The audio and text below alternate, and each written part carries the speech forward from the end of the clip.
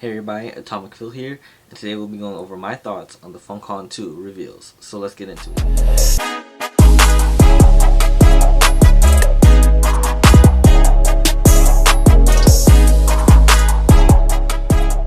So, Funkon 2 was revealed earlier this week, and to address the elephant in the room, it was quite underwhelming as well as small, with only 8 exclusive pops revealed. Funko has addressed this situation, stating that the only reason for the vast majority of pops last year was because there's 2 conventions that were combined into one, versus this year where they have separate conventions again.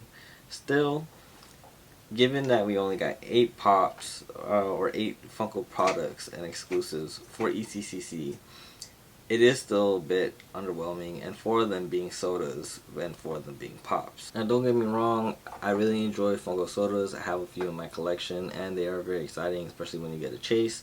However, I do feel that Funko had used these sodas to fill in the gap or meet a quota for Funkon 2 / ECCC, and it just didn't make it seem that it was worth the hype that they proclaimed that it was going to be. Now I understand as well that they will be having an in-person con party where they're going to have food and drink, and I think they said it's first come first serve, so I believe it's like 2,500 people or something like that. It's a big block party, so if you go, you have the chance to hang out. It's open to the public, and you have the chance to get these Funko exclusive stickers. But it's weird at the end of the day because all the pops that they revealed, they're only shared with Funko. Now I think internationally the only other shared place is Canada, and Canada has it shared with Toys R Us and one other store. So maybe that's how they're trying to like slide through saying that's a shared exclusive. But here in the States, you can only get it on their website, so I don't know why they have 2 different stickers. They might as well have just got 1 sticker and call it a day, but it is what it is.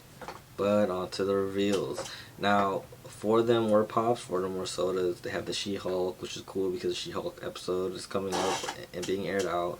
Blacklight Yogi Bear, it's alright. Are they going to make a Blacklight Boo Boo Bear? I don't know. I feel like they should have released it together. I know they have a regular Yogi Bear that they just released as well, but hey, Yogi Bear and Boo Boo go together. Maybe they'll continue the line.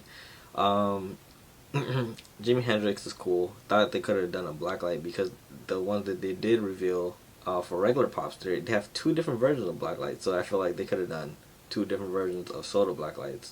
But hey, maybe they'll do it again like they did with the Yogi Bear. I don't know.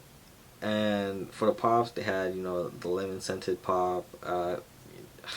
He's an ad icon. I can go without him. It's not my cup of tea. But hey, if you like ad icons, hope you enjoy him. Hope you get it, and hope he doesn't sell out too fast. My favorite pop out of the 4 reveals though was the Muichiro Demon Slayer pop, and it's nice to see because his arc is actually coming up in the Demon Slayer anime. It's also nice to see that Demon Slayer is getting some love and new characters revealed in pops, because in SECC we just had the Enmu, so that's great for the Demon Slayer line. Hope to see more pops coming soon, more Hashiramas, and hopefully more demons. The pop I was most disappointed in, however, was the Harry Potter Diagon Alley Deluxe set.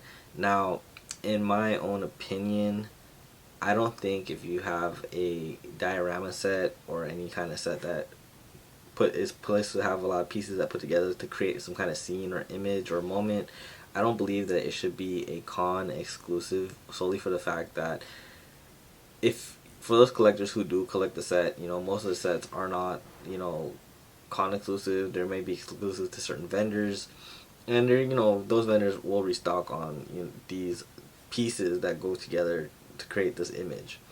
And to have a con exclusive really takes away from the ability for a collector to complete this set without having to pay an enormous amount of price. Like, it's nice to have a con sticker or a shared exclusive sticker, and it's fine, but things happen, and honestly, most con exclusives don't restock ever, and if you miss out, you miss out. So for these collectors who are trying to create and complete this image or this picture diorama or whatever, it's not fair that they have to pay aftermarket prices because it was solely a con exclusive.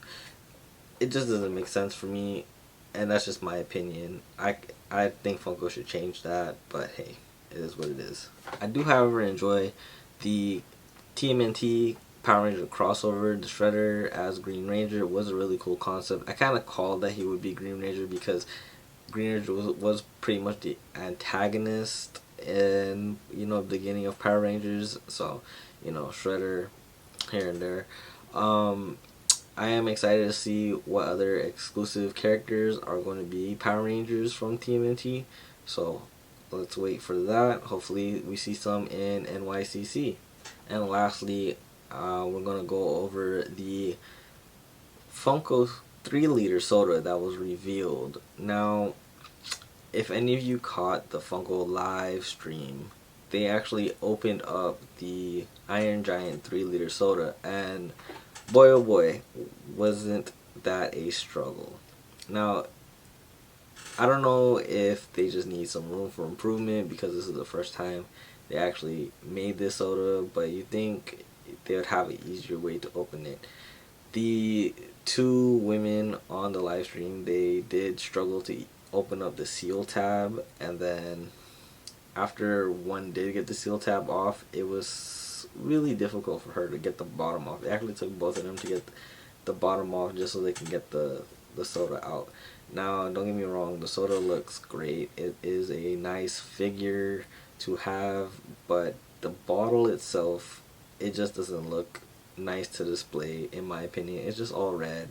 Like, yeah, it has the sticker around it saying Iron Giant, but really it doesn't look nice. I feel like what they could have done was made it like the inside red, like a red label paste that's able to peel off, and then you can display it inside the 3-liter because it's big enough. So you can display it inside there.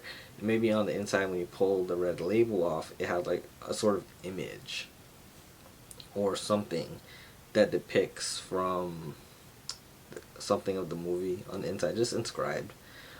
But it is what it is. I don't know. I understand Funko says these are supposed to be displayed out of box and out of can, etc. That's just what they're made for.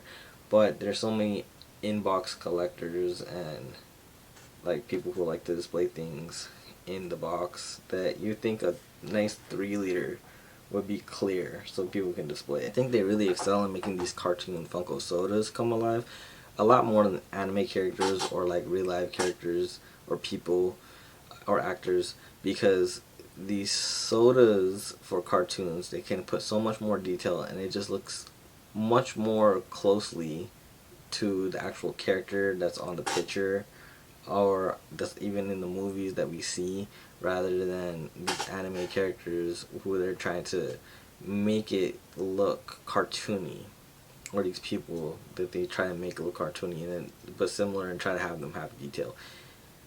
It doesn't work for me. I don't like those particular ones, but you know, Huckleberry Hound, Yogi Bear, again, the Iron Giant, all the Disney sodas that have came out, they all look really phenomenal. So for the end of the reveals, I honestly didn't feel too much excitement for any of these pops besides the Muichiro Demon Slayer pops because I'm an anime collector, so I have my own bias against that.